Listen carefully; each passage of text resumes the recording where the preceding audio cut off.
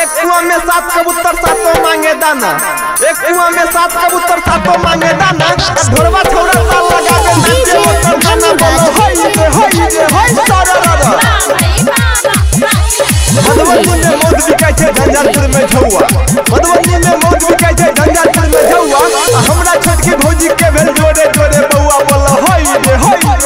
सारा दादा भौजी करू न डर चिहा के देवार, भौजी करू न डर चिहा के देवार, लगन चिकेवारी किया खोलू न घर हम पी के न लच भांग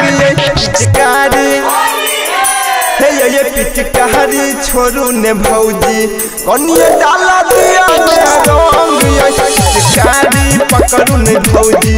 कनिए डाला दिया रंग पिचकारी नहीं पकड़ू भौजी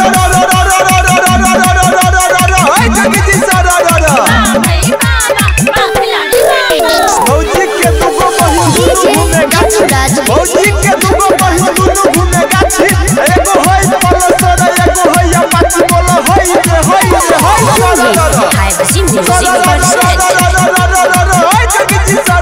हेलो नहीं ये भौजी अहाँ के छोटा की बहिन ये डालबई रंग केकरा आई फगुआ के दिन ये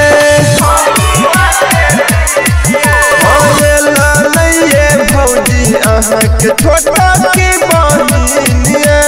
डालबई रंग केकरा आई फगुआ के दिन ये भैया के चितंग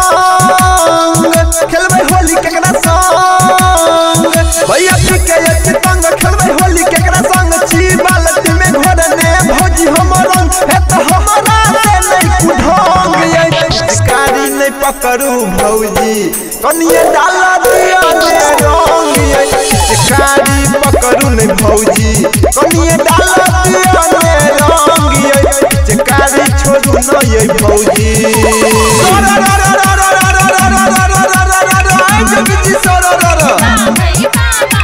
साल भर पे आवे छै सुन भाई होली, साल भर पे आवे छै सुन भाई होली, भौजी के पटाई क के रंग कहि चोली बोलो होय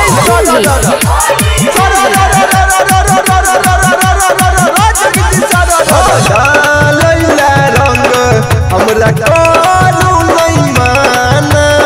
अहाँ के नहीं चलत आई कवनो बहाना, लैला रंग हमरा करू नहीं माना, अहाँ के नहीं चलत आई कवनो बहाना, रवि सिंह जीवाच से पैबन बात, रवि गायक जीवच से पैबन बच रेटर मुकेश भगत बात कहे सच सच दोसर छुबब नहीं कोनो लौंग ये चिकारी नहीं पकड़ू भौजी कनिए डाला दिया रंग ये